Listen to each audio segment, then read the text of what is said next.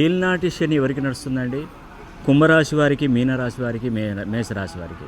అర్ధాష్టమ శని ధనుసు రాశి వారికి, కంటక శని మన మిథున రాశి వారికి, అష్టమ శని మనకు సింహరాశి వారికి నడుస్తుంది.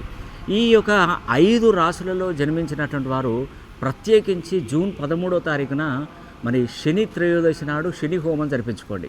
ముఖ్యంగా నేను మీకు తెలియజేసే విషయం ఏంటంటే, ఇది 60 సంవత్సరాలకు ఒకసారి పరాభవనామ సంవత్సరంలో వచ్చేటువంటి శని త్రయోదశి మొట్టమొదటిది.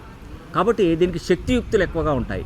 మరి ఈ యొక్క పరాభవనామ సంవత్సరానికి అధిపతి రారాజుగా వెలుగొందుతున్నటువంటి వాడు ఎవరండి?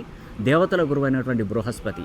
ఆ దేవతల గురువైనటువంటి బృహస్పతి జూన్ 2వ తారీఖున కర్కాటక రాశిలోకి ఉచ్చక్షేత్రంలోకి ప్రవేశించబోతున్నాడు. అందుకే ఏలినాడి శని, అర్ధాష్టమ శని, అష్టమ శని, కంటక శని నడుస్తున్నటువంటి ప్రతి ఒక్కరికి పేరు పేరున తెలియజేస్తున్నాను.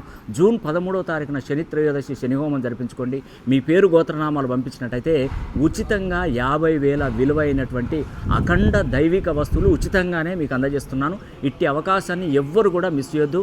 ఇదివరకు శని హోమం జరిపించుకున్న నా క్లయింట్స్ అందరూ కూడా మళ్ళీ ఇది చాలా చివరి శని హోమంగా భావించి, అసలు యాక్చువల్గా శని హోమాన్ని జీవితకాలంలో ఒక 8 సార్లు జరిపించుకోవాలని ఆ భగవంతుడు ఒక అనుగ్రహం కలుగుతుందని మనకు తాళపత్ర గ్రంథాలలో ఉంది.